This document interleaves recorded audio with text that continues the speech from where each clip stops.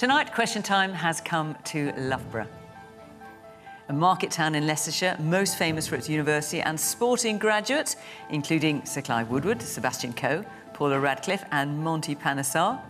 Our audience members arriving here this evening, as every week, reflect the general political picture across the nation. And amongst the things they want to ask about, the revelations from today's COVID report and the government's planned changes to asylum rules. Welcome to Question Time from Loughborough.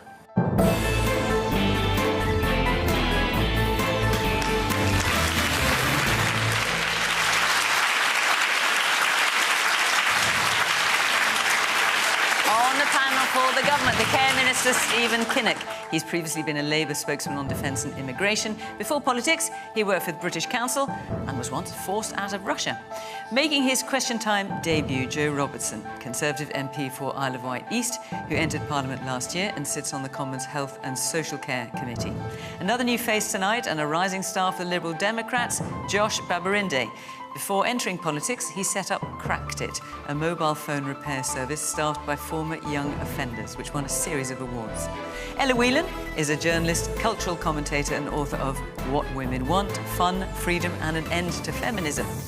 Zoe Lyons is a comedian and TV presenter who survived Celebrity SES Who Dares Wins and Celebrity Mastermind, so after that, an hour of Question Time should be a doddle.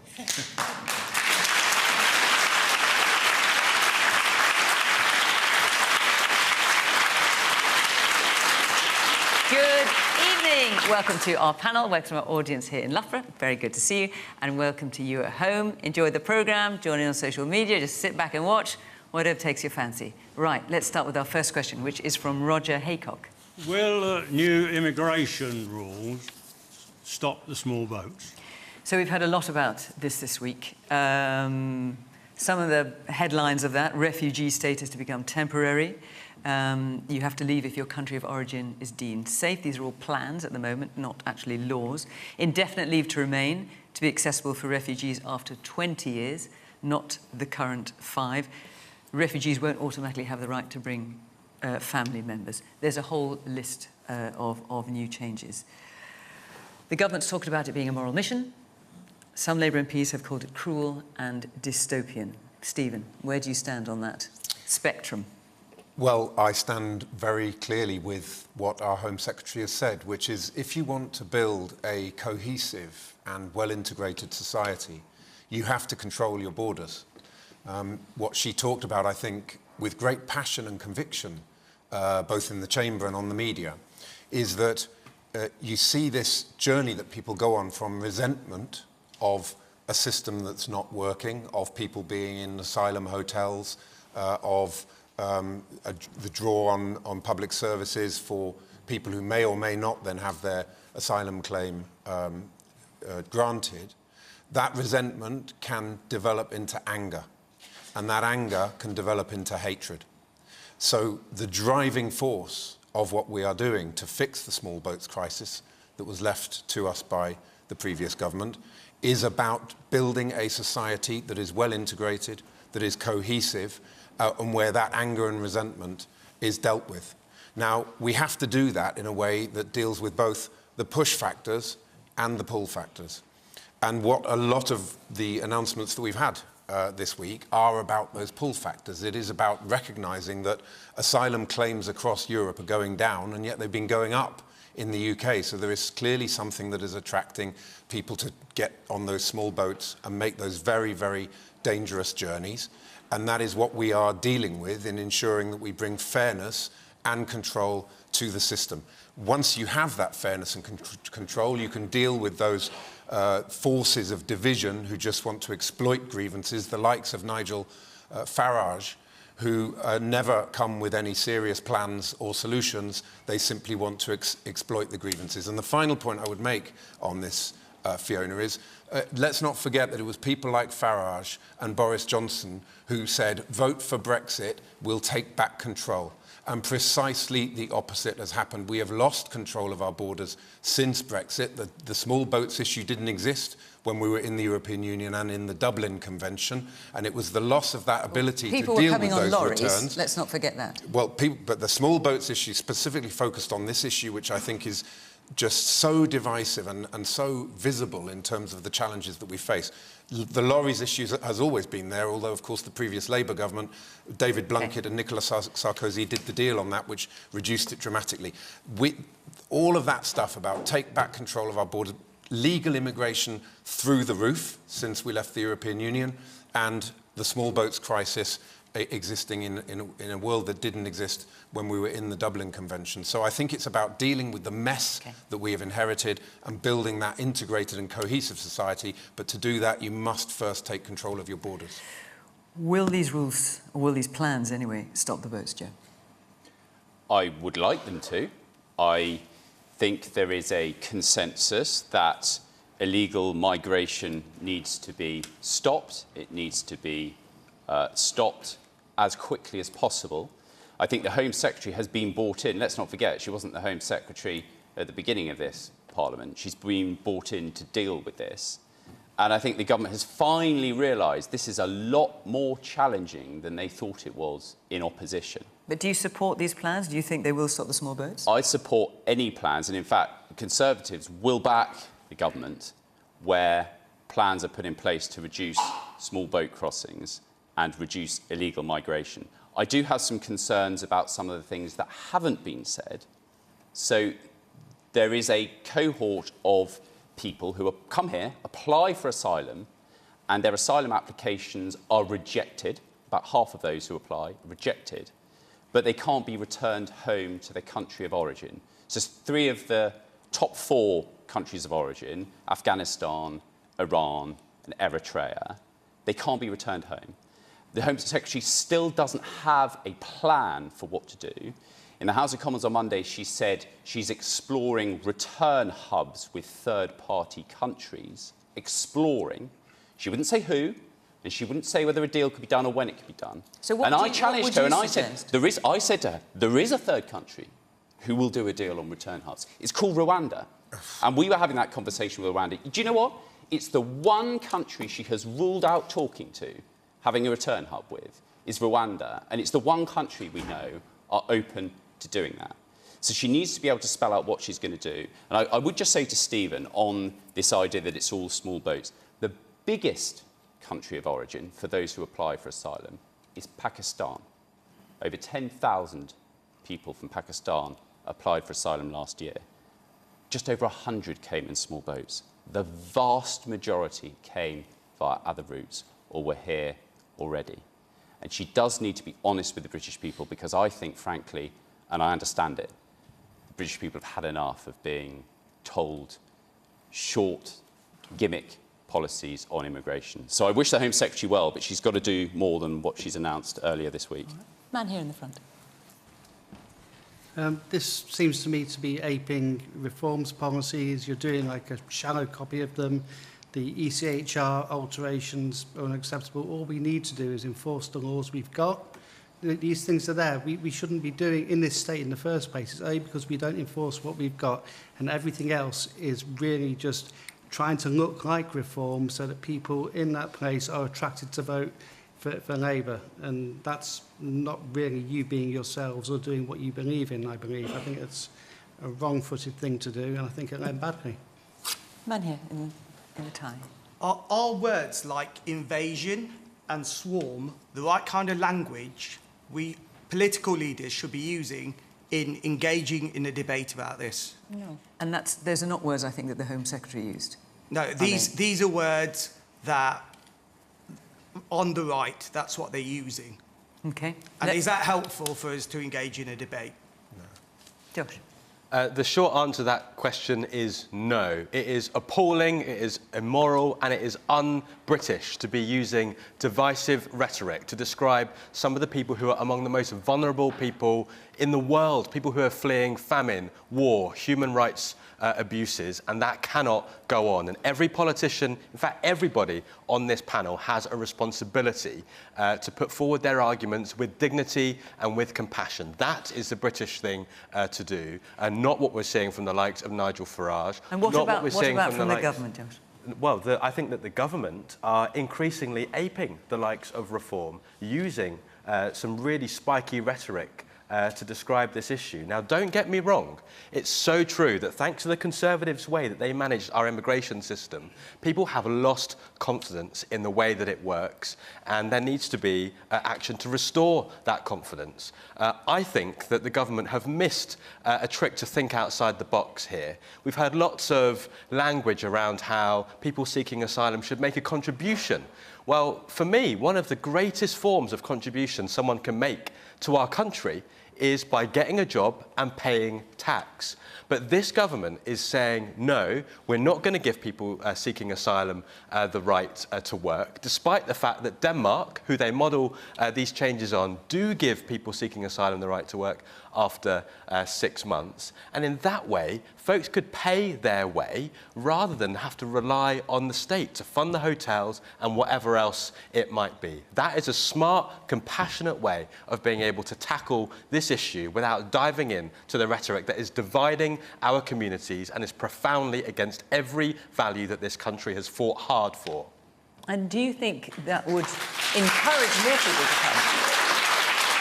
I mean, one of the reasons a number of parties don't suggest that is they want a deterrent in place. Do you not think that, or do you think that might encourage more people to come, if they felt they could come here and work?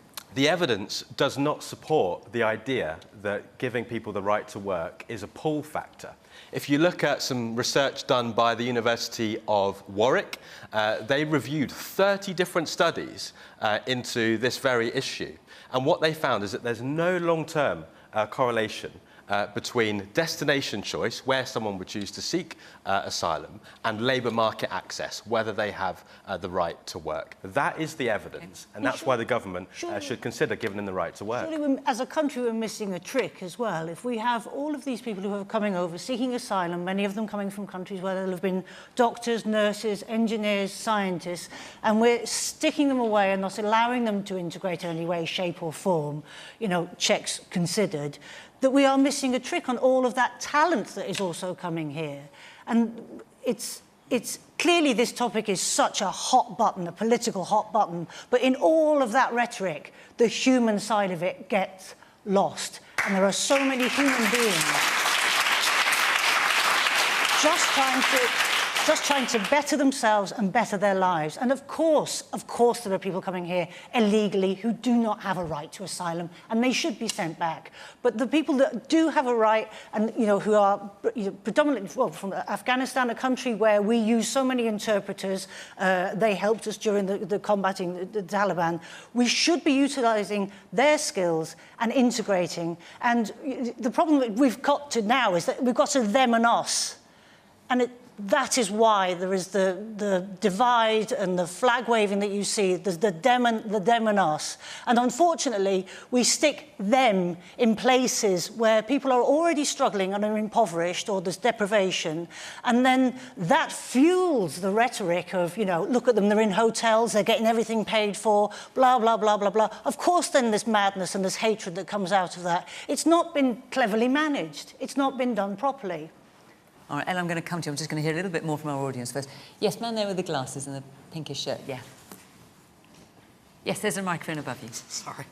I just wanted to ask, because a lot of the rhetoric surrounding this, the reasoning for this, rather, seems to be that this is a policy designed to tackle divisive rhetoric employed by people like Farage. And that's fair enough. But I don't quite understand how this is an effective way to tackle Farage as how it's been framed, because surely, as has been stated, Farage is using this as a divisive issue. Surely he'll just move on to another issue after it, and then all you've essentially done is eroded the rights of refugees and benefited nobody else. In fact, weakened your own position. All right, let's hear from the two men in the front. Yes, a bit further forward. Yes, man in the glasses.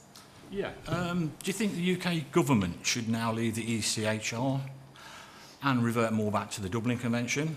Because when we were running on those guidelines in 2018, I believe, there were only around about 600 people across the channel. And in 2019, that jumped up over 1,800, and now we're at 37,000 plus this year already. We had greater control then. Why do we not revert back to those guidelines that we were working for before? All right, let me hear from the man next to you. Okay. So as much as I like Shabana Mahmood's plan, I think that it's brave.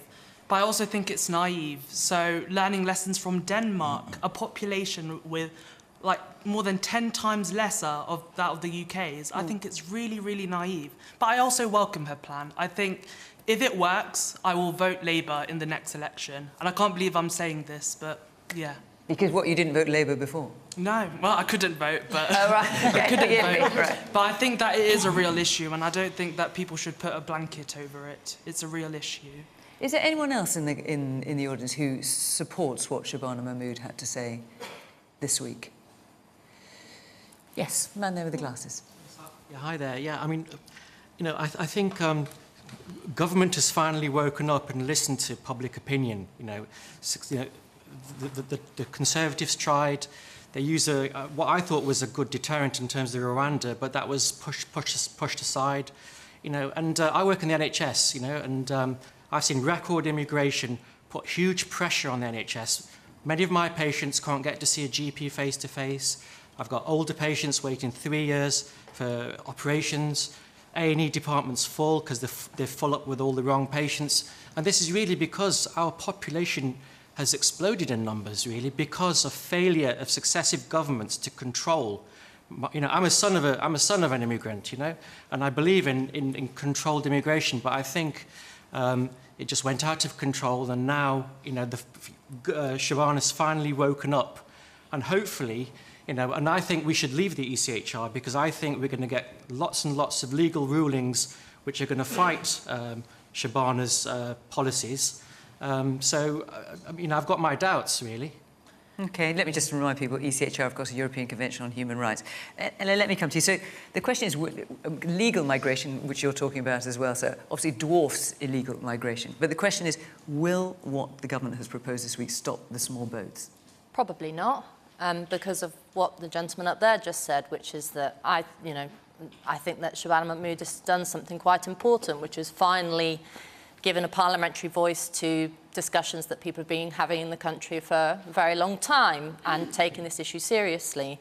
But you have to have the stomach to crack the whip on the problems in the civil service, problem with lawyers, problems with judges, indeed problem with the ECHR, which is going to thwart any attempt domestically to deal with this. So do you agree with the man in the front that we should leave the ECHR? Yeah, I don't think it would be the sort of magic bullet for solving everything, but I think in the same way that leaving the European Union was not just important, it was vital because it was a challenge to British politicians to be wholly accountable for controlling borders. I mean, you couldn't have a discussion about us controlling our borders without Brexit. So it's kind of ludicrous, Stephen, for you to make out like Brexit is a barrier to this discussion. It's been the facilitator for this discussion in many ways. But I just, it's interesting the way in which we frame these things. The gentleman in the front here said, is it right to use nasty words like invasion and swarm? No. I don't think it's also either, right to talk about the asylum seekers as all being the most vulnerable. It's more complex than that. We know it's more complex than that. It's neither sort of, the idea of, people using words like hordes of enemies, all these horrible words, and neither is it all sort of crying women and children fleeing war. There's complexities and problems here. So stop with the kind of like lazy characterizations. And actually, I think what most people want is most people's concern isn't that the UK is full of people on the brink of far-right extremism and Shabana Mahmood is coming to sort of civilize us all and make us all nice again. The issue of immigration is a much more fundamental question for people about, do we have control of our country, of what happens here, of who comes here, of our laws, our borders, all the rest of it. But also, are we involved in the discussion? Because up until, this is why I think Mahmood really needs to be praised, even though I think the detail of her plans are, you can pick them apart, is that for years and years and years now, any discussion of immigration has been shut down as far right. And that is just the case. Anybody who raised the issue of immigration has been called a racist or, dismissed as some kind of Farageite. And I'm very glad that we're having the conversation now to be able to say, what immigration system do we want? Do we want it to be liberal? Do we want it to be strict? But this has been the first time, this is actually the first bit, I would say, of proper Brexity legislation that says, right, we are in charge, we can make these decisions, what kind of immigration system do we want? So I want it to work. I want her sort of straight talking, telling people to sod off in the Commons and all the rest of it to like have some material impact. But unless Labour pushes through with the guts to actually make it work, it's only just going to be talk. It's just going to be talk. Woman Nicholas.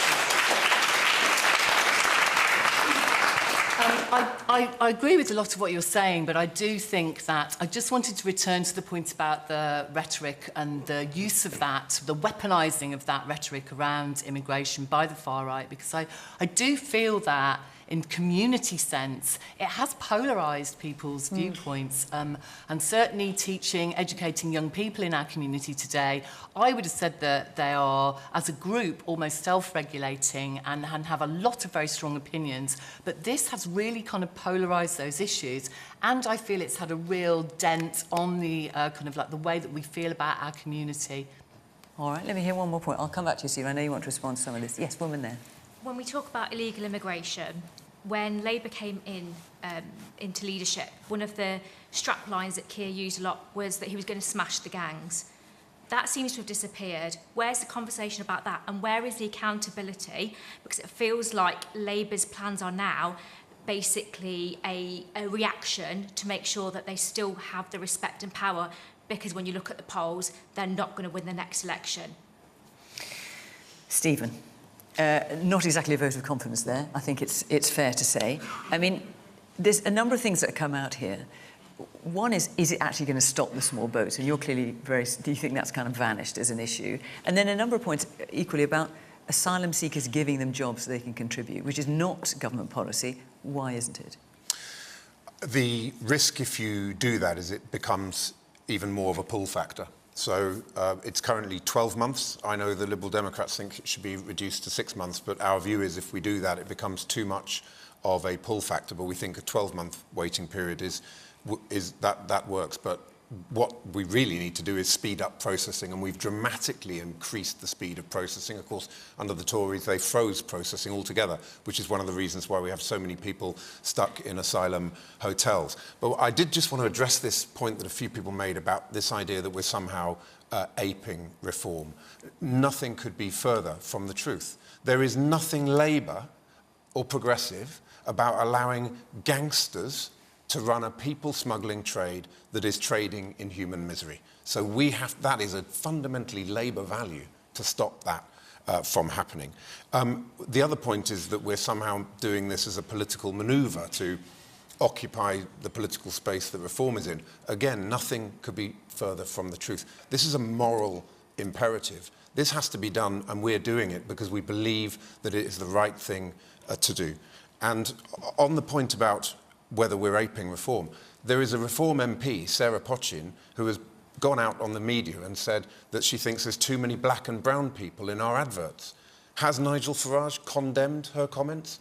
Absolutely not. Whereas Keir Starmer, our Prime Minister, has been out and called that out for what it is, which is racism. So let's be absolutely clear. There are the forces of darkness and division at the gates. And I think we're genuinely in a battle for the soul of our nation. And if we don't get this right, we will let those forces in. So I think the stakes couldn't be higher, and that is why what we have announced this week is absolutely the right thing to do, and it has got absolutely nothing to do with aping any other political party, any other narrative. These are Labour values being put into practice by a Labour government. Could I just... Very briefly, Could I just ask, Stephen, I mean, a number of your MPs haven't sounded very supportive. Andy Burnham was supposed to be here tonight. He was put out on the BBC's Twitter feed. He isn't here, you are, and he's already been critical of your immigration policy. I see it's already being reported in the papers. What are you going to do about your own backbenchers who are unsupportive of where your Home Secretary is going? Because you might have to get this through Parliament. You might need us to help you. Look, every single member of Parliament in the Parliamentary Labour Party stood on a manifesto which said very clearly we will take back control of our borders after the 14 years of neglect and incompetence from the previous government. They had a Rwanda plan. Yes, but this is about you. Hang on, this is about the government. They sent 4 volunteers to Rwanda. The Rwandan government said they couldn't take more than 300. The question is about what you're doing now, and it's quite clear that a number of Labour MPs are really unhappy with this. They may have signed up to controlling the borders, but they don't want to do it this way. Well, what I would say with great respect to my colleagues, is that you stood on a manifesto which said we will sort out the small boats crisis. We can't do that simply by hoping that it will go away. We have to take action. That means dealing with the pull factors, which is very much what's been talked about this week, but also dealing with the gangs. We have actually smashed 240 organised immigration gangs. We've stopped 20,000 crossings, thanks to our partnership with the French. We are introducing safe and legal routes, the community sponsorship route, which we think has got great potential. We are building that up. That's part of the consultation that is going to be published very soon. So what I would gently encourage my colleagues to do is to look at those measures in the round and to support the government's policy in this vitally important I'm area. sure, Josh, will you forgive me, because I'm sure we're going to come back to this subject, and I've got to fit some others in. Fine. So forgive me, I'm going to move on. Before I do, I just want to tell you that we're in Watford next week. Now, there's something happening. Oh, yes, the budget. The budget's happening next week. How could we forget? So anyway, I suspect we might be talking about that and other things as well, I hope. And then the week after that, we're in Dover with a special focus on immigration. So if you live in either area, Watford next week, Dover the week before, there was an interesting noise from you all there the week after, so I couldn't quite work out what that meant. Hopefully that's enthusiasm. Watford next week, Dover the week after. If you'd like to come and be part of the audience, apply to the question on website. Here's the address, follow the instructions, and hopefully we will see you there. Okie dokie. Anil Chand. Thank you. Did Boris do too little, too late? So I'm assuming, Anil, you are referring to the report that has come out just at 4 o'clock this afternoon. Yeah. Baroness Hallett's report, first of a number on the COVID inquiry. Her view, her conclusion was the government response was too little, too late. Imposing a lockdown a week earlier in March 2020 could have saved 23,000 lives, according to some modelling in England. And she talked about a toxic and chaotic culture at the heart of the government led by Boris Johnson. Do you agree? So COVID was a global pandemic of proportions we've never seen before. It was unprecedented. And the government of the time made a series of decisions based on advice. It made the decisions it thought was right at the time. Now, some people thought we should have locked down earlier, and that's what this report, with hindsight, finds, and I accept the report. But quite a lot of people thought we locked down too harshly. Our measures were too harsh. Now, I respect a number of views at that time about how we should deal with it. But I do also ask that people respect the government did what it thought was right. What about these comments about a toxic and chaotic culture at the heart of government? There was undoubtedly actively things encouraged by Boris that went on at number 10 that should not have gone on. I am not going to defend some of those things that we knew about at the time, by the way. But this report does find that in some cases there was no good decision, right decision to make. And it also finds fault with all devolved nations in Britain as well. So the Scottish Government under the SNP and the Welsh Government under Labour, as well as the UK Government under the Conservatives.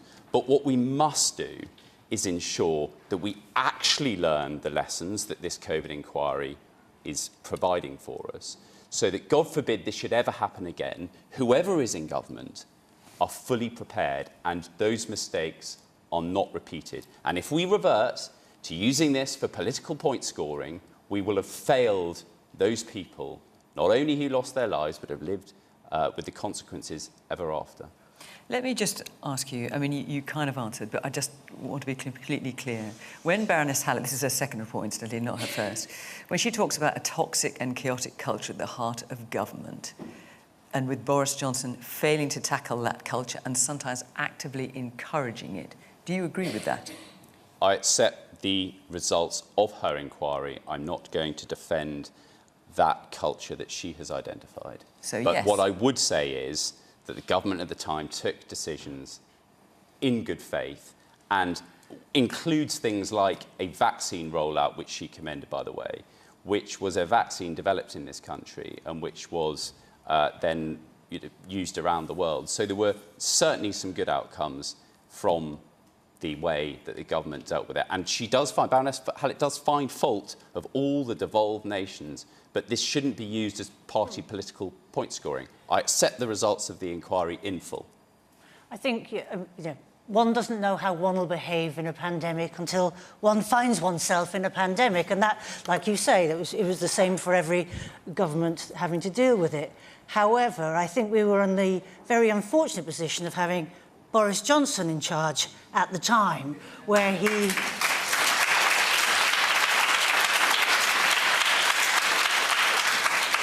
I remember him taking, I'm going to call it a dishevelled approach to the whole thing,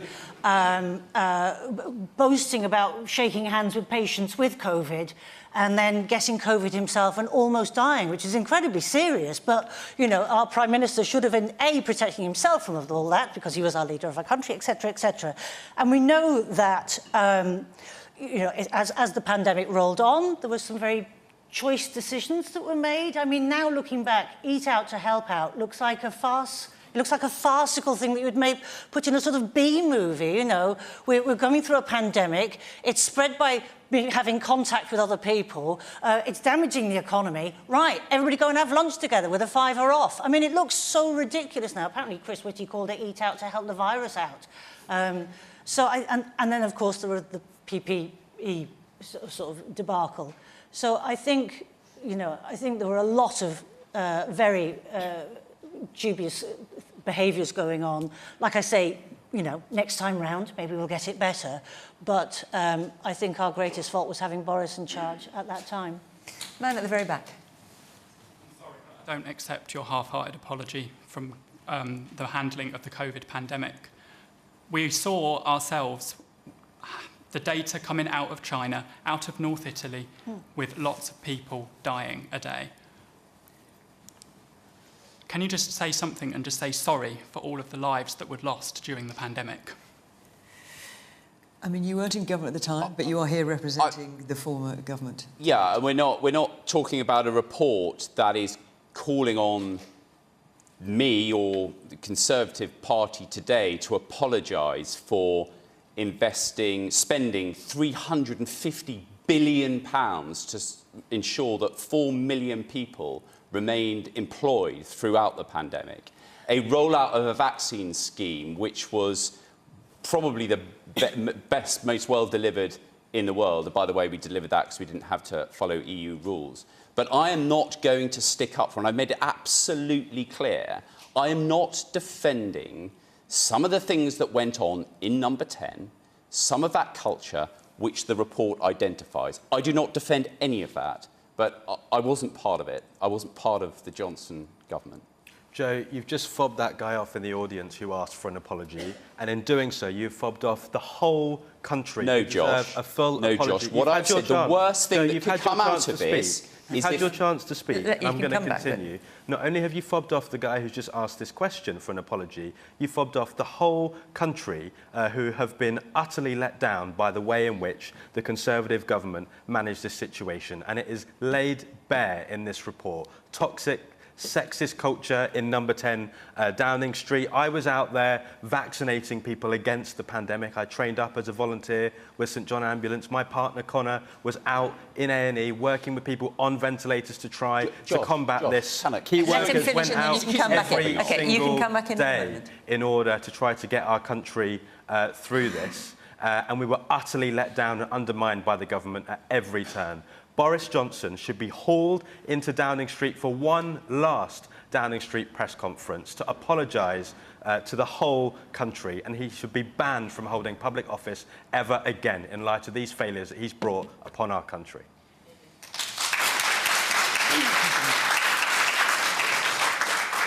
So throughout the whole of the pandemic, I worked for a national healthcare charity. I saw how bad it was. My sister is a nurse, and she worked throughout on the wards, actually just near where you are, Josh, throughout, and my father-in-law is a retired GP. I am fully aware of how difficult it was. The government at the time made key decisions about jobs, about locking down in good faith, using the advice of health professionals. Now, I accept in full the results of the inquiry. But if we're going to use this to blame Conservatives, when the report is very clear that Labour in Wales and the SNP in Scotland also got things wrong, then I think we're failing the future generations who need us to learn from the outcomes and implement the recommendations. So whoever's in government, and it might be, God forbid, because we don't want it ever to happen again, it might be a Labour government, they have learnt from this and are not looking to just score points against governments and prime ministers who are gone. I don't think you can call it point scoring. I think that's really offensive to the people who suffered because of lack of government listening to advice and not shutting down early enough. The 25,000 people that could have been saved, that is not point scoring. I've just been accused of fobbing a gentleman off. I'm not fobbing anyone off. As I said, I work for a national healthcare charity throughout COVID. You've said. Thank you. Yes, woman here. I do actually think that you should apologise, because people did vote for you, and what you just said about spending billions, like, we should be grateful. It's hard-working taxpayers' money that you spent without sort of real consultation. So I do think that people are owed an apology. And also, during the pandemic, you were still allowing people to come in on aeroplanes right the way through, because I know people that came. So why didn't you shut that down? We do need an apology, I think. Do you want, listen, two people have asked you now if you want to apologise on behalf of the former government. Do you want to do that or not? I'm not going to apologise on behalf of a government that I wasn't part of, but I'm not defending the mistakes that were identified. I'm not seeking to. I do not defend the culture in number 10 that the report identifies. All I ask for is that we ensure that the lessons are learned, and they're not just words, that we actually learn the lessons, and we make sure that our country and our healthcare system is more resilient if this should ever happen again, regardless of who is in power. I'm not entirely sure that anyone really cares how good you were at the pandemic, how good you were at vaccinating, what you guys personally did during the pandemic. It's like bordering on a little bit egotistical here, when actually it's like... The thing about this inquiry is that, you know, it makes it sound like the only solution was to lock down harder and faster, completely ignoring the massive cost, not just 350 billion, which, you're right, as if we should be thankful for it, was because you locked down for so long, that you had to support people with so much money. This is completely losing sight of how damaging lockdown was for so many people, young people. You know, it was a horrendous policy that went on for far, far too long. And the Ella, it does also suggest, just reading it this afternoon, is that if some preventative measures, not lockdown, had been taken earlier, lockdowns might have been avoided altogether. Yeah, the rule of 6 and all of that, which, you know, I have to say, the thing about Boris Johnson is, the only good thing about Boris Johnson was that he had just a tiny smidgen that lasted for about 3 seconds of a bit of a sense of sort of liberty and civil liberties in him, which I think was just positive for a minute, because I think he understood the consequences of what would happen if you shut down society. And the fact that the government was initially sort of nervous about doing that was...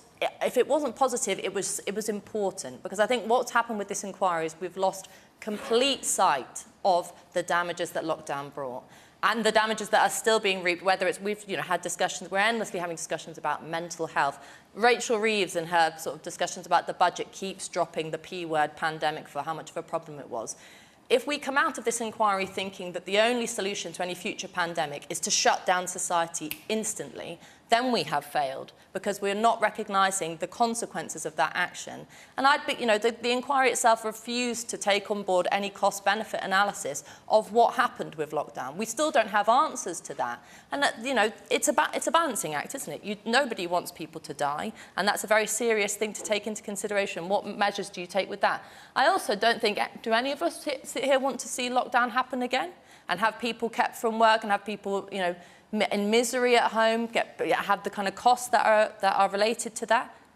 Do you? Surely you don't. So, coming out of this and taking on board from this inquiry the idea that lockdown was just a really great thing that should have happened quicker and sooner and faster is nonsense. And it's not at all what the public think, by the way. Well, let's hear what's on the public think. Woman here in the front. The report highlighted today that there were sections of our society that were disproportionately affected by COVID, namely those that are the most low paid, and also black and ethnic minority communities as well were disproportionately affected by COVID. And that's come out in the report today that you've said that you accept in its full entirety. So therefore, was that toxic culture within 10 Downing Street perpetuating inequalities within society? This report says so. Let me get round a few more people first. Yes, woman next to you. Yeah, I'm just wondering where the compassion is in this room tonight, really. We're looking at 25,000 lives that could have been 23,000. 23,000 Some people question the lives. modelling, but that's the modelling that the report is using. Thousands of lives that could have been saved. People are still grieving over that, and we have a brag list of how much spending was done during the pandemic. No. I think it's all wrong. I'll come back to you. I'll just hear some more people. Yes, man in the check shirt with the glasses. Yeah. As it's been mentioned that the hindsight is a wonderful thing, but at the same time, what we should learn from this report is the fact that it's been reported correctly, and lessons learned is also been mentioned. Boris, is, for all his faults, is, you know, one thing he did push through was the vaccine, because he's never been a detail man. He couldn't control those kind of details that she was. So I would glad that the lessons learned are carried on. Although the pandemic is every 100 years, whatever they say, these are written down and logged for future, if ever happens. Man in the black top. Yeah, I don't think trying to beg for an apology from the gentleman up there, it serves any purpose whatsoever. That's been and gone. I think as an electorate, it's our responsibility to appoint people who are far more competent at handling themselves and crises than the gross negligence and incompetence that has gone before, with people like Johnson, Sunak, Dominic Raab, all those muppets, just they're a waste of time. Like, you know, they wouldn't be in any company worth their weight. And that's the thing as an electorate we need to learn, to appoint better quality people with bigger, better ideas. All right. Well, look, we haven't heard from you, Stephen, yet. Yeah, I do think, I think to the lady's point down the front here, it is, we should take a moment just to reflect on the tragedy of COVID and the number of people who lost their lives and families who've been bereaved. And I think it's just heartbreaking. And these reports come out and I think it just reminds us of that time and how difficult it was. And I think it's also the trauma. I think the country is still traumatized in many, many ways. Deep scars left, particularly on our young people, I think. So, you know, young people who should be out there socializing with their friends, people who maybe are at university who couldn't go. And those are deep scars that we need to get over. So I think we just need to reflect on that as a country. And I think it's an opportunity for us to also come together and reflect on that. Lessons learned. I mean, there's one deep lesson for me, which is the damage that austerity did to our public services. Our health and care workers were amazing. Everybody remembers standing on the doorsteps and applauding them and what heroes they were. But our public services had been left very vulnerable and exposed, so that when something big came along like COVID, we were lacking in resilience. So there's a big lesson here to learn, which is why I think it's really important, you know, that the Chancellor has said one thing we won't be doing in this government is having a return to austerity. We've got to rebuild our public services, not just for the business as usual as delivering for our people, but also to be ready for this kind of crisis coming that could come down the track. And finally, just on lessons learned, we are, as a government, we ran a cross-departmental pandemic preparedness exercise in the autumn, and a report and a strategy is now being drafted, which will be published next year, to set out how we, as a government, but as a nation, should ensure that we are ready for the eventuality that we might have another pandemic. So we absolutely are using these inquiries as an opportunity to learn lessons and to be prepared for the future. Can I pick up on the lessons learned? Very quickly, otherwise I'm not going to fit in another The gentleman made a really good point about the vaccine. Absolutely, the speed of that being a great success. And the lesson that we've got to learn for the future is that we've got to continue to invest in that kind of research, so that going forward we are even more prepared for whatever it might be. All right. Nigel Farage has platformed people who have questioned the vaccines, who have undermined that kind of research. That's a lesson we've got to learn for the future. We have to keep the likes of Farage away from this going forward. Otherwise, more people's lives could be at risk. All right, I'm sure if Reform were on the panel, they would defend themselves. They're not here to do so, but, we hear what you say. OK. We heard what the guy said. Well, he said that the royal family was potentially had cancer because they'd taken a COVID vaccine. No, I get that. And as you know, Reform he was a keynote speaker. They have distanced themselves from him subsequently. Right, I was going to try and fit in 4 questions. I can manifestly fail because I'm only going to get to 1 more. So let's hear from Alex White. Inflation eases, yet families feel poorer. Are government policies actually working for us? Alex, do you feel they're working for you? Yes and no. I think every time you go to the supermarket, prices are higher, petrol is more expensive, yet the statistics tell a different story. I'm not really sure who to believe. Well, obviously, inflation falling doesn't mean that prices aren't going up, it just means they're going up more slowly. And food inflation is at something like 4.9%. So inflation eases, yet families feel poorer. Are government policies actually helping us, Ella? No. And the thing about, the Chancellor and anyone else in government sort of taking their temperature check of the economy on the basis of these announcements. It's like listening to a weather report at the moment. You just don't know what's going to happen. There's a sense that Reeves is sort of constantly waiting for some missive from the godlike Office for Budget Responsibility to give her politics. There's no sense of any sort of genuine plan beyond tweaking a little bit of tax here, U-turning, then U-turning on the U-turn when it comes to the income tax. I mean, it would be laughable if this wasn't such a serious issue for people. And there's a sort of, a tick that the government keeps falling on of sort of the fault is Brexit, or the fault is Tory austerity, or the fault is the pandemic. And, there are the issues with the British productivity crisis go decades into the past, and there are lots of things you can point to. Fine. What is the solution? And I think the government has, it needs to be very honest with the problem with public spending, overspending, the fact that we're paying, 110 billion on just interest alone on national debt, and no willingness to say what the hard solutions might be. And what do you think the hard solutions could be? Well, the one hard solution, which actually would be quite popular with the public, I think, is to just completely let go and cut all the net zero promises, which would save 10 billion. Tomorrow you could do it. I don't know what stranglehold Ed Miliband has on your party, but it's certainly not popular outside of Parliament, and it's costing lots and lots of money. It's costing issues in business. High energy costs are the number one issue for everyone, businesses, people at home. Do something about that. Do something about the fact that the welfare bill is just out of control. You need to have some hard arguments around tightening up criteria around that, and focus spending where it needs to go, whether it's social care, whether it's investment.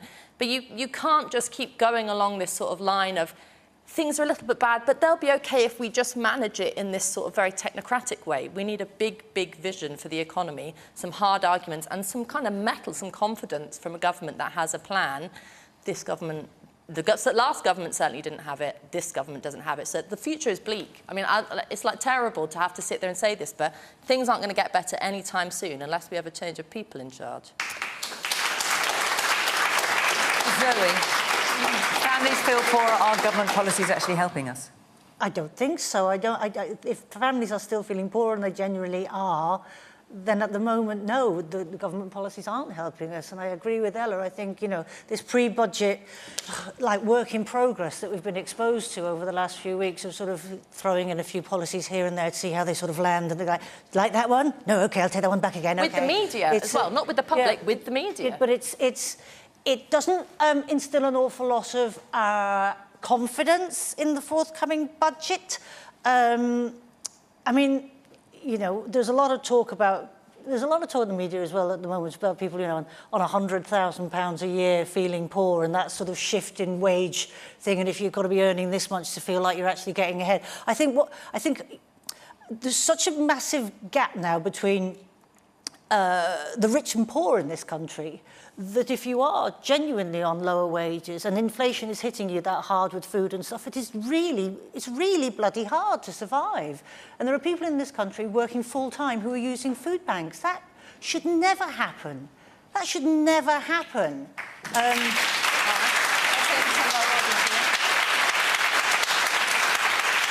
Yes, man with the glass and the blue sweater. So just with regards to the idea that net zero cutting that is going to reduce energy prices, right now the most expensive component of our energy prices is the fact that we use natural gas. So renewable power is cheaper to generate than gas energy. How do you square those two things? It just doesn't make sense. Man in the grey sweatshirt. Yeah, good evening. Just running with the idea of cutting net zero targets, as you just said, I'd just be interested what the rest of the panel's opinion would be on that, and or do you have any other radical ideas? All right, I'll get round the panel in a minute. Yes, yeah, I think you've got a cricket sweater on. Yes, you. I believe just the establishment parties need to stop being so spineless with, not implementing radical changes. They seem content with seeing our managed decline, and as was raised previously, there needs to be bold action and quickly. And I do believe the establishment needs to go. There needs to be a whole fresh group of people in charge. Like who? Well, personally, I lean towards reform. But even then, I'm sure there are people in the Greens who would be able to bring radical change. I just think there has to be change of some capacity. I mean, they're two very different types of party. You think one or the other? But isn't that interesting that you're holding those both in the same conversation, the same sentence?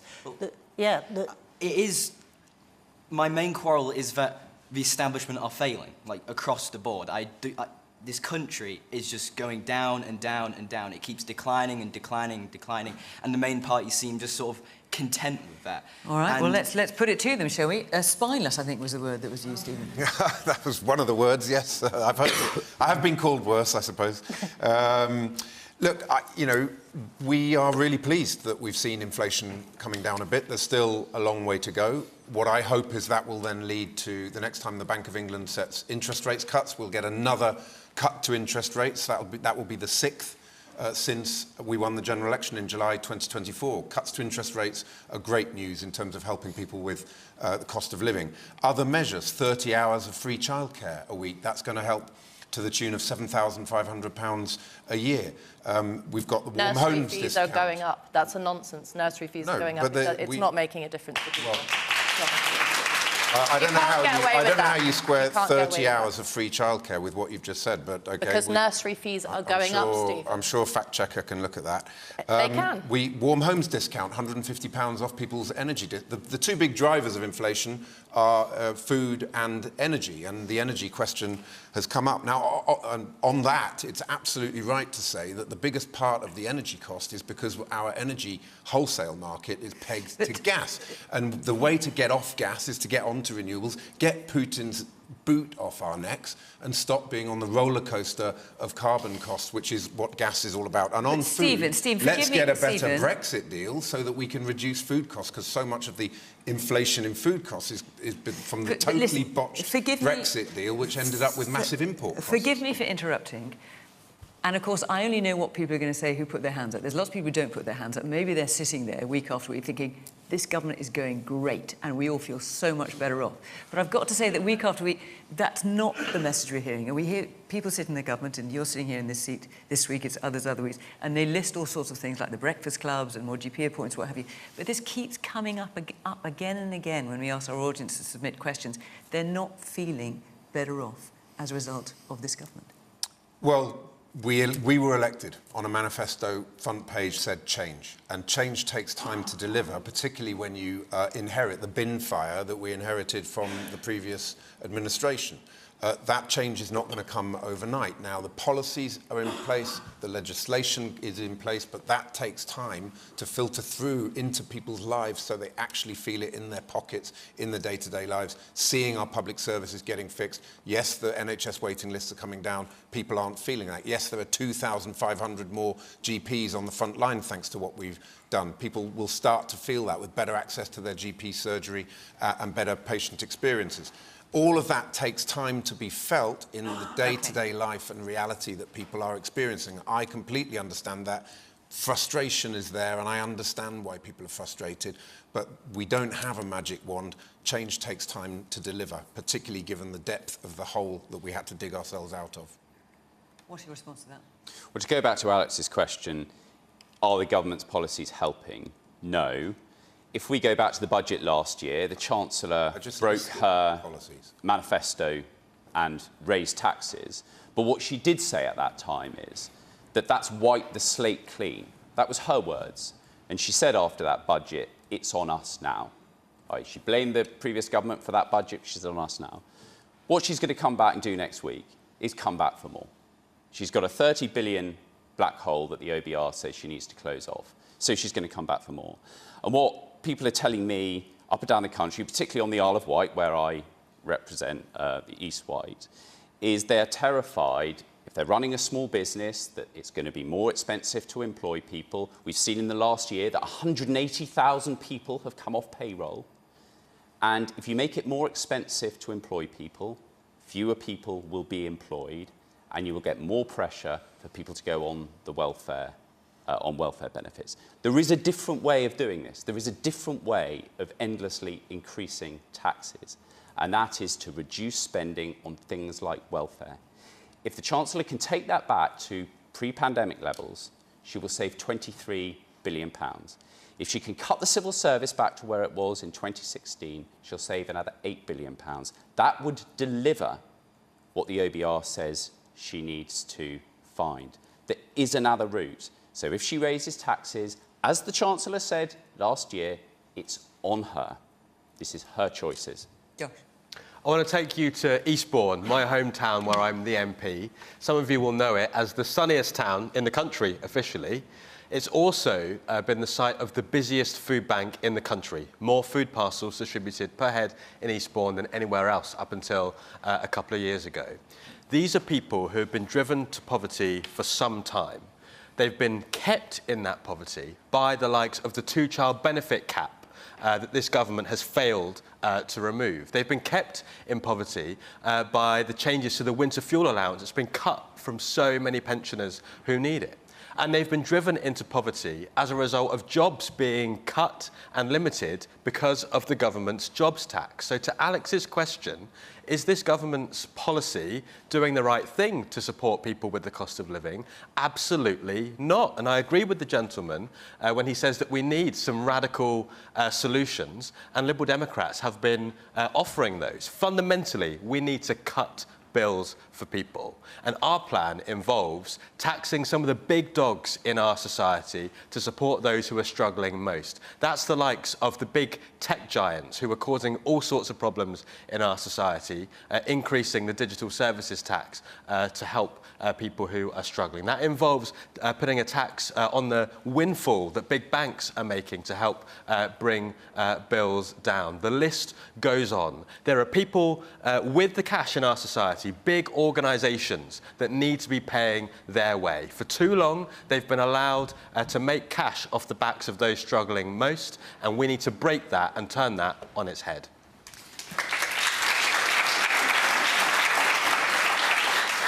I'm afraid to say that we are pretty much out of time. I know lots of you got your hands up, so I'm so sorry I'm not getting round more of you. But listen, thank you very much to the panel for coming along this evening. Thank you to all of you for putting your questions. As I say, apologies to those of you I didn't get to. And of course, thank you to you at home for watching. Remember, we're in Watford next week, and the week after that we're in Dover. So if you want to apply, be part of the Question Time audience, follow the instructions on the website, and hopefully we will see you there. But for tonight, from Loughborough, thank you very much, all of you, and thank you at home for watching. Bye-bye.